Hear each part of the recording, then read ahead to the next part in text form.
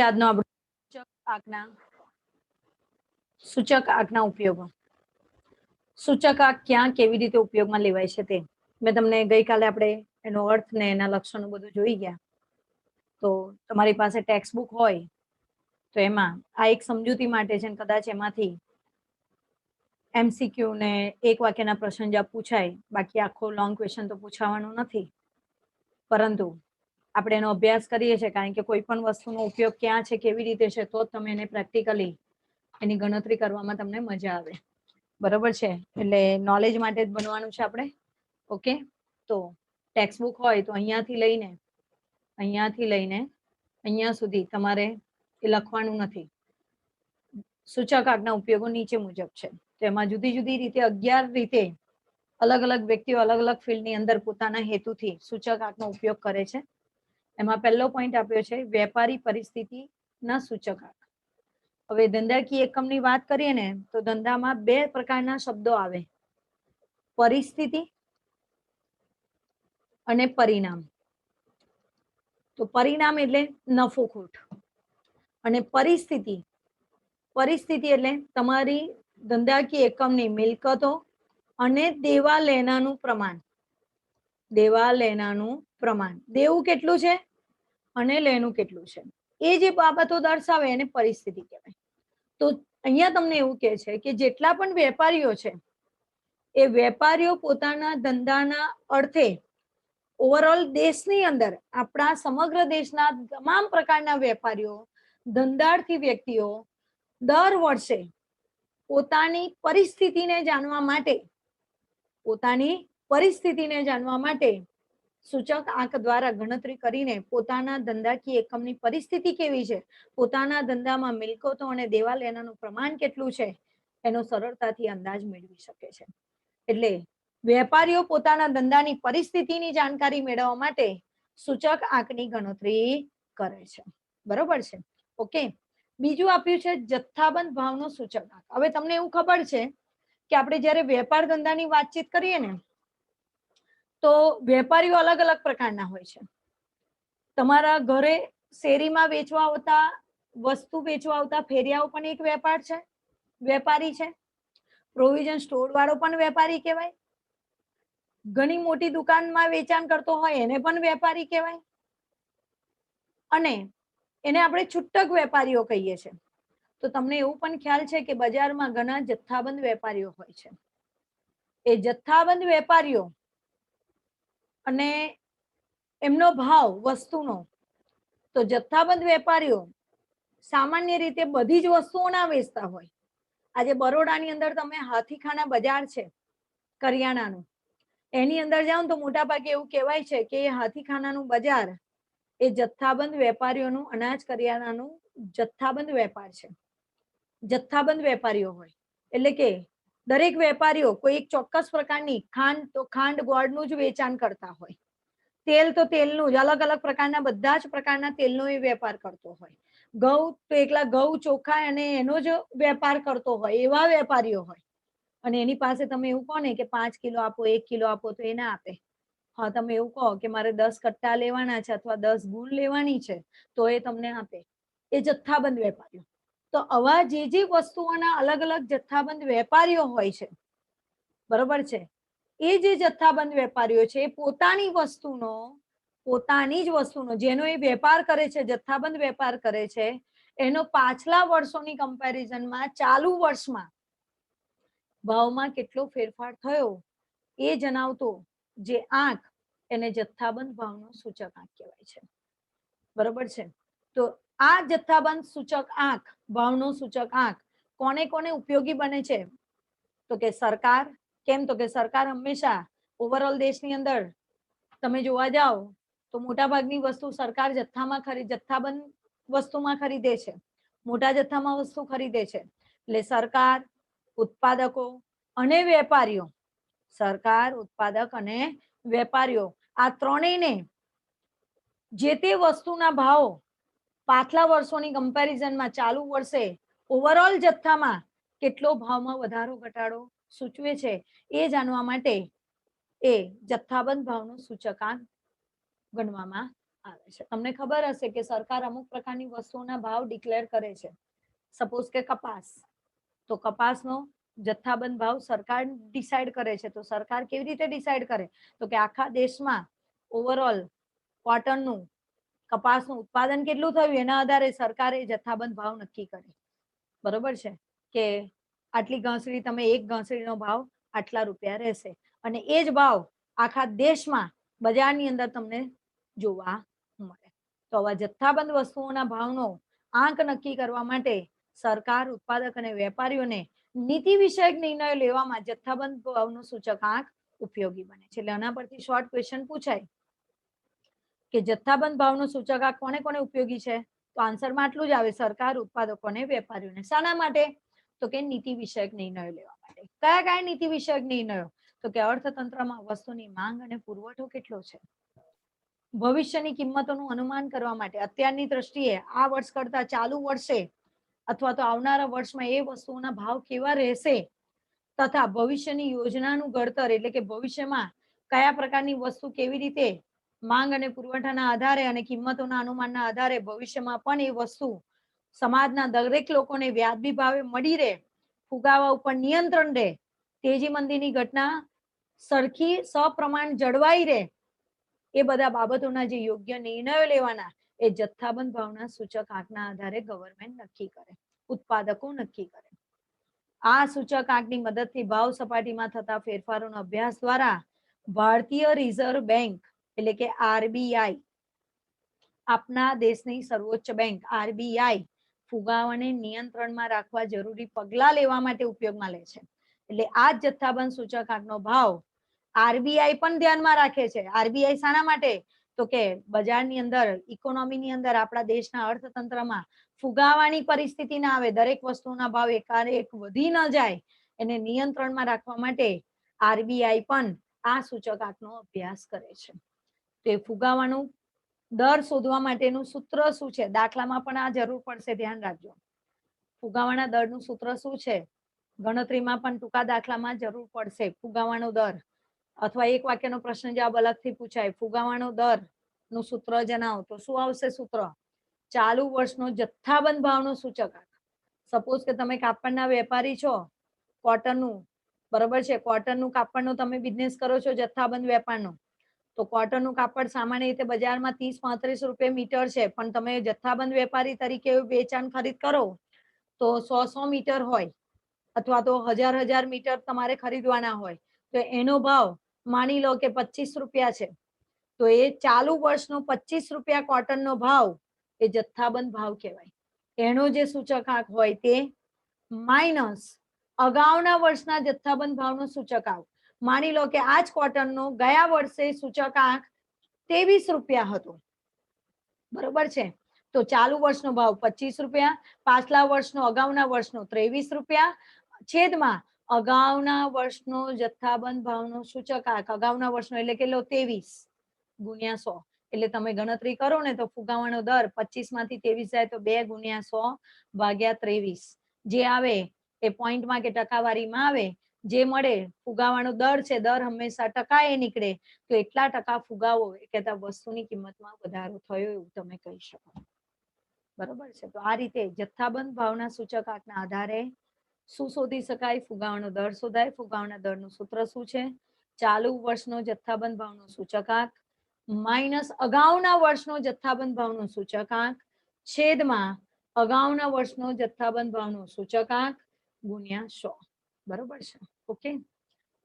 ત્યારબાદ સૂચકાંકનો ત્રીજો ઉપયોગ છે જીવન નિર્વાહ ખર્ચનો સૂચકાંક. જીવન નિર્વાહ ખર્ચનો એટલે એક વ્યક્તિ તરીકે તમારું જીવન જીવવા માટેની જે જરૂરિયાતો પાછળ તમે જે ખર્ચ કરો છો, તો એ ખર્ચની જે રકમ છે એનો તમે સરવાળો કરો અને એના પરથી જે સૂચકાંક શોધીએ એને કહેવાય છે જીવન નિર્વાહ ખર્ચનો સૂચકાંક. બરોબર છે. તો એમાં શું કઈ કઈ બાબતો ધ્યાનમાં લેવાની છે? તો કે આ સૂચકાંક જુદા જુદા સ્તરના લોકોના જીવન નિર્વાહ ખર્ચમાં થતા ફેરફારોનો અભ્યાસ કરવા ઉપયોગી બને છે. આ ખર્ચના સૂચકાંક દ્વારા આના પણ પ્રેક્ટિકલ એક્ઝામ્પલ આવશે કે એની અંદર લોકોને અલગ અલગ વ્યક્તિઓ પોતાના જીવન જીવવા માટેનો જે ખર્ચ કરે છે એ ખર્ચની રકમ પરથી જે સૂચકાંક મળે એને કહેવાય જીવન નિર્વાહ ખર્ચનો સૂચકાંક. આ સૂચકાંક શું બતાવે છે? નાણાંની ખરીદ શક્તિ નક્કી કરવા.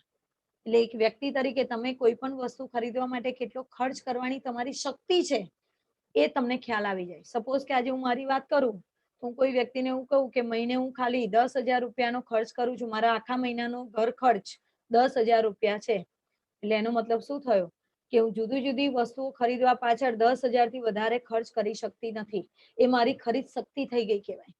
જ્યારે કોઈ વ્યક્તિ મારી કમ્પેરિઝનમાં બીજો વ્યક્તિ નો કુટુંબનો ખર્ચ 25,000 રૂપિયા છે, બરોબર છે, તો એનો મતલબ એવો થયો કે મારા કરતા આ વ્યક્તિની ખરીદ શક્તિ વધારે છે. કેમ? તો કે એ પોતે વધારે નાણાકીય ખર્ચ કરી શકે છે. એથી વિશેષ કર્મચારીના પગાર. કેમ? તો કે પગાર ઉપરથી તમારી ખરીદ શક્તિ નક્કી થશે. જેટલું પગાર વધારે એટલી ખરીદ શક્તિ વધારે. મોંઘવારી ભથ્થા. મોંઘવારી ભથ્થા એટલે અલગ અલગ પ્રકારના કંપનીઓ તરફથી જે તમને બધા બેનિફિટ આપવામાં આવે છે, કમિશન, બોનસ ને બધું, તો એ બધું કેટલું મળે છે? તે બોનસ, વાસ્તવિક વેતનની ગણતરી કરવા તથા સરકારને કર નીતિને ઘડતરમાં મદદરૂપ થાય છે. એટલે કદાચ આમાંથી બીજો પ્રશ્ન એ પૂછે, બે પ્રશ્નો મળે. જીવન નિર્વાહ ખર્ચનો સૂચકાંક શાના માટે ઉપયોગી થાય છે? તો કે એમાં લોકોના જીવન નિર્વાહનો ખર્ચ જાણવા માટે એનો અભ્યાસ થાય. આ ખર્ચ, આ સૂચકાંક કોને કોને કઈ બાબતો નક્કી કરવામાં ઉપયોગી બને છે? અથવા તો પ્રશ્ન એવું પૂછે, જીવન નિર્વાહ ખર્ચનો સૂચકાંક કઈ બાબતો માટે ઉપયોગી બને છે? તો કે નાણાકીય ખરીદ શક્તિ નક્કી કરવા, કર્મચારીના પગાર, મોંઘવારી ભથ્થા, બોનસ, વાસ્તવિક વેતનની ગણતરી કરવા તથા સરકારના નીતિ ઘડતર, કર નીતિ, આપણું જે ટેક્સ છે એ ટેક્સનું માળખું નક્કી કરવામાં સરકારને મદદરૂપ બને છે. તમે અત્યારની દ્રષ્ટિએ જુઓ, પહેલાના ટેક્સ વધારે હતા, અત્યારે ગવર્મેન્ટ ટેક્સ અલગ અલગ વસ્તુ ઉપર એવી રીતે નક્કી કરે છે કે ભાઈ જે લોકો વધારે મોંઘી વસ્તુ ખરીદે તો એની પર ટેક્સનું પ્રમાણ વધારે, અને સામાન્ય અને ગરીબ મધ્યમ વર્ગનો વ્યક્તિ સામાન્ય વસ્તુ ખરીદે તો એના પર ટેક્સનું પ્રમાણ ઓછું. તો આવી નીતિ ઘડવામાં સરકારને મદદરૂપ બને છે જીવન નિર્વાહ ખર્ચનો સૂચકાંક. ત્યારબાદ છે માનવ વિકાસનું સૂચકાંક. પહેલું તો માનવ વિકાસ એટલે શું? આ બધા શબ્દો હજુ ઇકોનોમિક્સમાં થિયરી બનશે એટલે ચાલુ થશે, થિયરીમાં આ બધા શબ્દો આવશે. માનવ વિકાસનો સૂચકાંક. તો માનવ વિકાસ એટલે શું? એક વ્યક્તિ તરીકે મારું જીવન સુખમય બનાવવા માટે હું એમાં 3 બાબતો ધ્યાનમાં લેવાય. હું કેવા લેવલનો ખોરાક પસંદ કરું છું, જેને આપણે લાઈફસ્ટાઈલ કહીએ છીએ ને, બરોબર છે, કેવું એજ્યુકેશન લઉં છું, અને મારું અપેક્ષિત આયુષ્ય કેટલું છે, એટલે કે હું કેટલા વર્ષ સુધી સારું જીવન જીવી શકું છું બીમાર પડ્યા વગર. આ 3 બાબતોના આધારે એ ત્રણેય માહિતીને કલેક્ટ કરીને એનું એવરેજ કાઢવામાં આવે અને એનો જે આંક મળે એને કહેવાય છે માનવ વિકાસનો સૂચકાંક. એક વ્યક્તિ તરીકે તમે કેવી લાઈફ જીવી શકો છો એના માટેની માહિતી જે આંક ઉપરથી મળે એને કહેવાય માનવ વિકાસનો સૂચકાંક. તો જો શું કીધું છે એમાં, આ સૂચકાંક માનવ વિકાસની કક્ષા એટલે કે માનવી કેવું લેવલ, કેવા લેવલનું જીવન જીવે છે, મધ્યમ, ગરીબ, high lifestyle, very rich lifestyle, એ માનવ વિકાસની કક્ષા કહેવાય. ઘણા લોકો નહીં કહેતા મને 2 વર્ષ સુવાનું ફાવે, જ્યારે ઝુંપડપટ્ટીમાં રહેવા વાળો કે મને ફૂટપાથ ઉપર હોય ફાવે. એ માનવ જીવનની કક્ષા છે, બરોબર છે, એના લેવલ પ્રમાણે છે. તો એ કક્ષા કેવી છે, જીવન ધોરણ કેવું છે, બરોબર છે. જીવન ધોરણ એટલે કોઈ વ્યક્તિ, માની લો તમને સમજાવવા માટે કહું કે અત્યારે કેરી સીઝન ચાલે છે તો કોઈ 30 રૂપિયા વાળી કેરી લાઈન ખાતો હોય અને કોઈ 120 રૂપિયાની આફૂસ અને કેસર લાઈન ખાતો હોય. કે મારી લાઈફસ્ટાઈલ, મારું જીવન ધોરણ, પહેલેથી મેં કોઈ દિવસ બદામ કેરી જ નહીં ખાધી, કોઈ એવું કે એમાં શું ખાવાનું?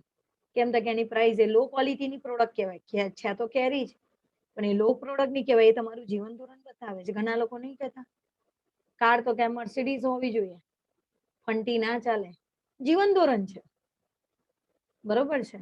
તો એ માનવ વિકાસની કક્ષા, જીવન ધોરણ, અપેક્ષિત આયુષ્ય, તમારું લાઈફ કેટલું છે, બરોબર છે. શિક્ષણનું સ્તર, તમે કેવું એજ્યુકેશન બન્યા છો, જે પ્રમાણે તમારું એજ્યુકેશન હોય એ પ્રમાણે તમારી જીવન જીવવાની પદ્ધતિ હોય, બરોબર છે. આપણે સવારે નાસ્તામાં પફ ઠોકીએ, પફ ખાઈએ અને ડોક્ટર ફ્રૂટ જ ખાય. એનું એજ્યુકેશનનું સ્તર છે અને એજ્યુકેશન પ્રમાણે એને ખબર છે કે મને પફમાંથી કશું ના મળે, ફ્રૂટમાંથી મને વિટામિન્સ મળે, પ્રોટીન્સ મળે, બરોબર છે, ખનિજ તત્વો મળે. એ શિક્ષણના સ્તર ઉપર આધાર રાખે છે, બરોબર છે. તો આ બધી વસ્તુ તમે કયા લેવલના વ્યક્તિ છો અને કયા પ્રકારની વસ્તુઓ પાછળ કેવા પ્રકારનો ખર્ચ કરો છો અને એમાં કેટલા વ્યક્તિઓ આવો ખર્ચ કરવાની તૈયારી બતાવે છે અને એનો જે અંક નક્કી કરવામાં આવે એ બધા આંકડાઓ પરથી, એને કહેવાય છે માનવ વિકાસનો સૂચકાંક. તે પરથી માનવીય શક્તિઓના વિકાસ માટેની જાણકારી મળે. આ માનવ વિકાસનો સૂચકાંક તમે ગણતરી કરો ને તો એના પરથી આપણા દેશની માનવીની શક્તિ કેટલી છે અને એનો વિકાસ કેટલા પ્રમાણમાં થશે, જે ડેવલપમેન્ટ ગવર્મેન્ટ કે છે એ ડેવલપમેન્ટ કેવું અને કેટલી રીતે થશે એનું તમે અંદાજ મેળવી શકો છો. નેક્સ્ટ છે રાષ્ટ્રીય આવકનો સૂચકાંક. રાષ્ટ્રીય આવક તો શબ્દ તમે જાણો જ છો કે આપણા સમગ્ર દેશના લોકોની આવકનો સરવાળો કરો અને જે આવક મળે એને કહેવાય છે રાષ્ટ્રીય આવક. પણ એ રાષ્ટ્રીય આવક બીજા બધા દેશોની કમ્પેરિઝનમાં આપણા દેશમાં ઉત્પાદન કેટલું છે, આવક કેટલી છે, માથાદીઠ આવકનું પ્રમાણ કેટલું છે, એ બધી ગણતરી જેમ જેમ વધતી જાય પાછલા વર્ષોની કમ્પેરિઝનમાં, તો એની કમ્પેરિઝન કરવા માટે જે તમે નક્કી કરો છો આ કંઈક કે મિનિમમ આટલી રાષ્ટ્રીય આવક હોવી જોઈએ, એને રાષ્ટ્રીય આવકનો સૂચકાંક કહેવાય છે. તો જુઓ, આ સૂચકાંક શાનો નિર્દેશ કરે છે? દેશની આર્થિક પરિસ્થિતિનું મૂલ્યાંકન કરવા તેમજ સરકારને પંચવર્ષીય યોજનાના લક્ષ્યાંકો નક્કી કરવા ઉપયોગી બને છે. રાષ્ટ્રીય આવકનો સૂચકાંક સરકાર માટે જ ઉપયોગી છે. તો સરકારને કઈ રીતે ઉપયોગી બને છે? એક તો સમગ્ર દેશની પરિસ્થિતિ, આર્થિક પરિસ્થિતિ જે અત્યારે પણ ચાલી રહી છે, કદાચ એવું કહીએ તો આ સમયની અંદર આપણા દેશની આર્થિક પરિસ્થિતિ બહુ જ કથળી ગઈ છે. આપણો જીડીપી બહુ નીચો થઈ ગયો છે, રાષ્ટ્રીય આવકનો દર બહુ નીચો થઈ ગયો છે. અથવા તો જે દર વર્ષે સરકારે નક્કી કરેલી પંચવર્ષીય યોજનાઓ છે દેશના વિકાસ માટે, તો એનો લક્ષ્યાંક નક્કી કરવા માટે કે આ પંચવર્ષીય યોજનામાં આપણે કદાચ માની લો 7.5% વિકાસ થયો હોય, બરોબર છે, તો આવતી 5 વર્ષની યોજનામાં કેટલો વિકાસ થશે એનો લક્ષ્યાંક નક્કી કરવા માટે રાષ્ટ્રીય આવકનો સૂચકાંક નક્કી મદદરૂપ બને છે. દેશની રાષ્ટ્રીય આવકમાં થતા ફેરફારોનો અભ્યાસ કરી દેશની રાષ્ટ્રીય આવક, ઉત્પાદન અને માથાદીઠ આવક વગેરે વધારવા માટેના સૂચનો પણ સૂચકાંકની મદદથી કરી શકાય. અને આ જ આંકડાનો ઉપયોગ કરીને માની લો કે અભ્યાસ દરમિયાન એવું ખબર પડે કે રાષ્ટ્રીય આવકનો સૂચકાંક તો નીચો જાય છે, ઘટતો જાય છે, ઓછો થાય છે, તો એમાં રાષ્ટ્રીય આવક કેવી રીતે વધારવી, દેશમાં તમામ વસ્તુઓનું ઉત્પાદન કેવી રીતે વધારવું, માથાદીઠ આવક કેવી રીતે વધારવાની, એના વિચારો પણ આની મદદથી કરવામાં આવે છે.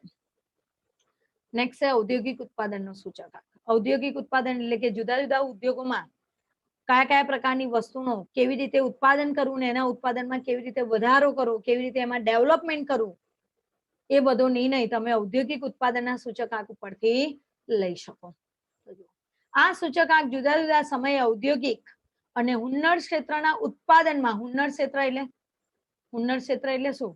તો કે ઉત્પાદનનો જે એવા એરિયા કે જેની અંદર ઓછા સમયમાં ઘણું બધું તમે ઉત્પાદન કરી શકો, ઓછા સમયમાં મોટા પાયે ઉત્પાદન કરવું છે, એના નિર્ણયો લેવા છે, તો એ નિર્ણયો આ સૂચકાંક ઉપરથી તમે લઈ શકો.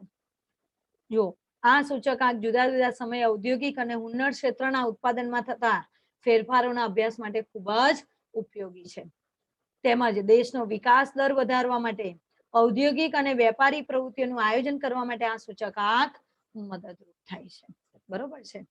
એટલે દરેક સૂચકાંકનો ઉપયોગ ક્યાં અને કેવી રીતે થાય છે એ બે વસ્તુ આપી છે, એનું મહત્વ શું છે એ આપ્યું છે. અને એ તમને અલગ અલગ ક્વેશ્ચનમાં એક એક વાક્યના પ્રશ્ન જવાબમાં કે એમસીક્યુમાં પૂછાશે. આખો લોંગ ક્વેશ્ચન તમને ઉપયોગો તરીકે પૂછાવાનો નથી, એવું ધ્યાન રાખજો. નેક્સ્ટ હવે કૃષિ પેદાશોનો સૂચકાંક. તો કૃષિ પેદાશોનો સૂચકાંક એટલે ખેતી ક્ષેત્રે તમે જે જુદા જુદા પ્રકારની વસ્તુઓનું ઉત્પાદન કરે છે અને સરકાર જે વસ્તુઓના ઉત્પાદન માટે અલગ અલગ નીતિ ઘડે છે ખેતી ક્ષેત્રના વિકાસ માટેની, તો એનું આયોજન કેવી રીતે કરવું અને ક્યાં એમાં કઈ જગ્યાએ કેવી રીતે સુધારાત્મક પગલા લેવા, એના નિર્ણય માટે કૃષિ પેદાશનો સૂચકાંક તમને માહિતી પૂરી પાડે કે અલગ અલગ પ્રકારની, તમને ખ્યાલ હોય તો કૃષિ ક્ષેત્રમાં 2 પ્રકારનું ઉત્પાદન થાય છે, રવિ પાક અને ખરીફ પાક. યાદ આવે છે? બરોબર છે. ખરીફ પાકમાં ઘઉં, ચોખા, બાજરી, જુવાર ને બધું આવે.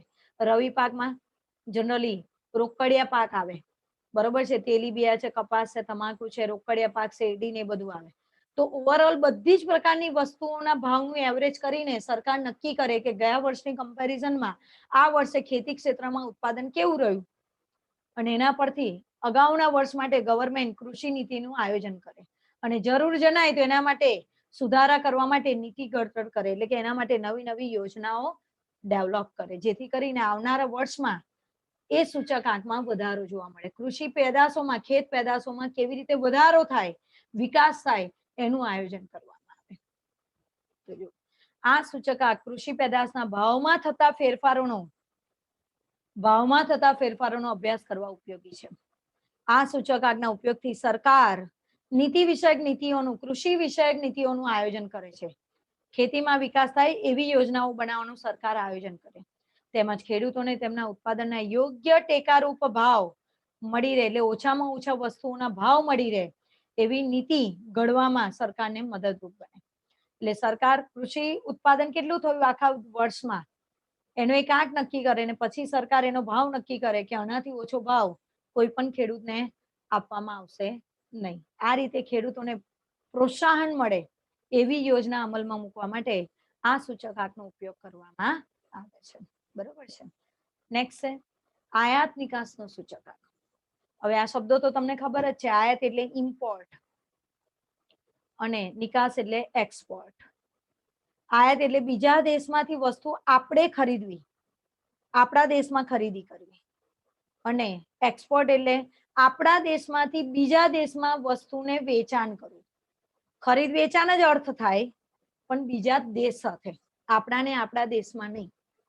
એક દેશમાંથી બીજા દેશમાં માલ તમે મોકલો તેને નિકાસ, એક્સપોર્ટ કહેવાય, અને એક દેશમાંથી બીજા દેશમાં તમે વસ્તુ લાવો આપણા દેશમાં તો એને ઇમ્પોર્ટ કહેવાય. અને એ જે આપણા દેશમાં તમને ખબર જ છે કે દરેક દેશ આયાત અને નિકાસનો વેપાર કરે છે, પણ એ આયાત અને નિકાસનું પ્રમાણ કેટલું છે, આયાતની સામે નિકાસ વધારે છે કે ઓછી છે, અને એની અંદર જે નાનાની લેવડ દેવડ કરી એને આપણે કહીએ છીએ હુંડિયામણ, વિદેશી હુંડિયામણ.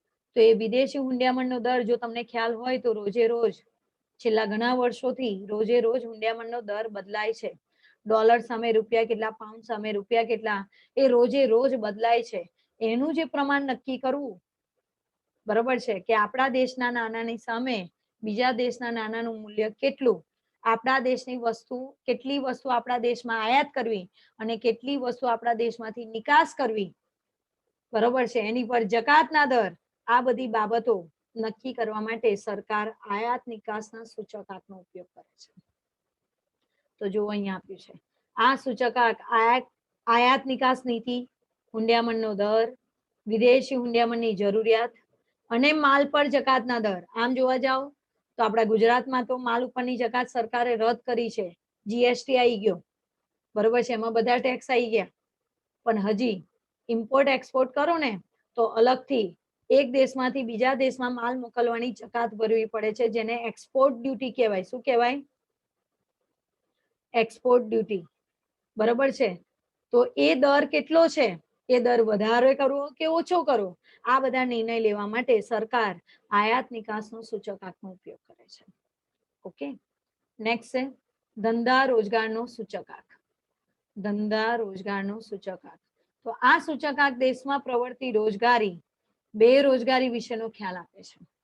જે અત્યારે આપણા દેશમાં પરિસ્થિતિ ચાલી રહી છે, હજુ ગઈકાલના પેપરમાં જ હતું, તમને ખ્યાલ હોય તો ગત વર્ષ કરતા આ વર્ષે 50% બેરોજગારી આપણા દેશમાં વધી ગઈ.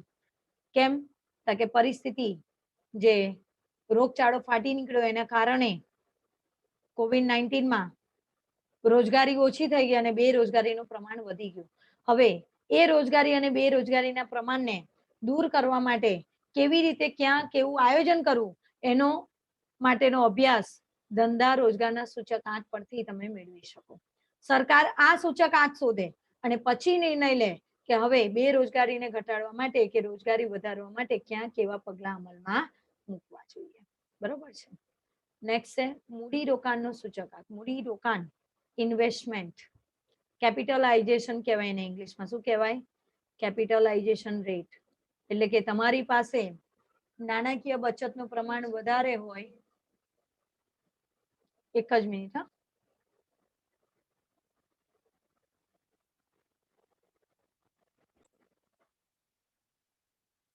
તો જો મૂડીરોકાણનો સૂચકાંક, મૂડીરોકાણને ઇંગ્લિશમાં કહેવાય છે કેપિટલાઇઝેશન.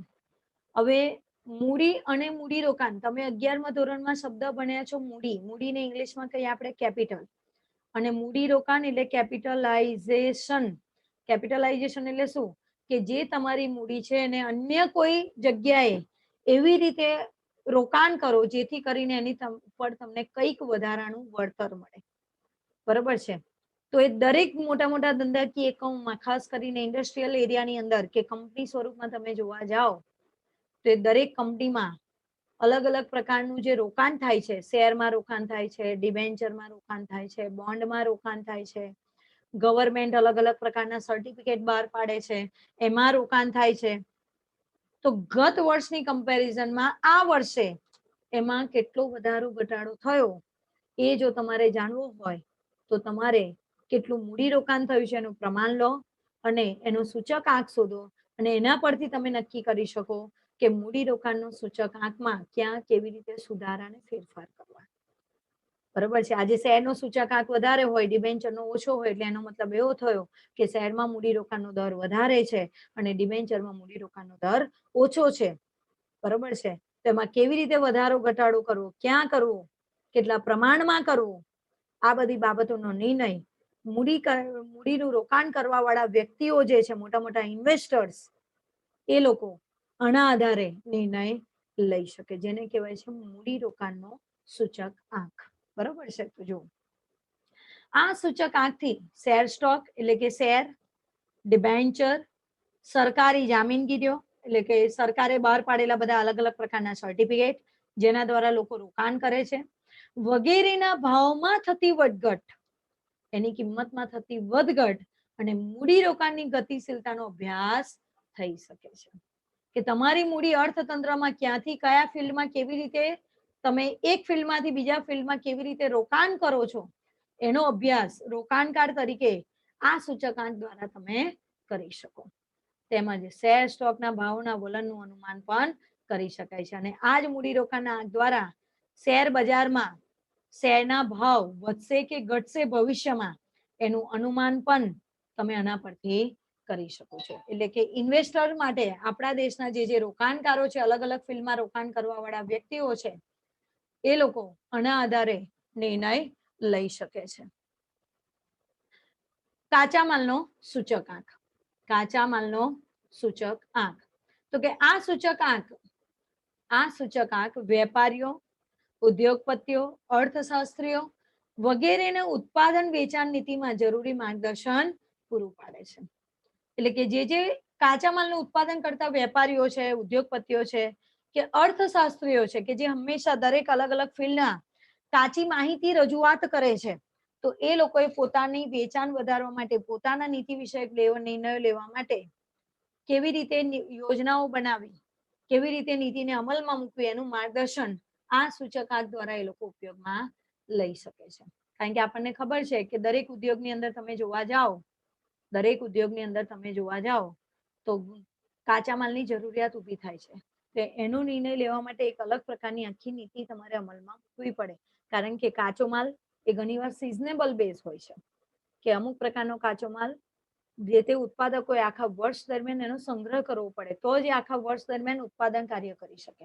તો ત્યાં આગળ આવા વેપારીઓએ, આવા ઉદ્યોગપતિઓએ કાચા માલનો ભાવ, કયા ભાવે કેટલી વસ્તુનો સંગ્રહ કરવો, અથવા કાચો માલ ભવિષ્યમાં કયા ભાવે મળી રહેશે, એનો ભાવ શું હશે, આ બધી નીતિ કે આ બધી નિર્ણય લેવા માટે એમને કાચા માલનો સૂચકાંક માહિતી પૂરી પાડે છે.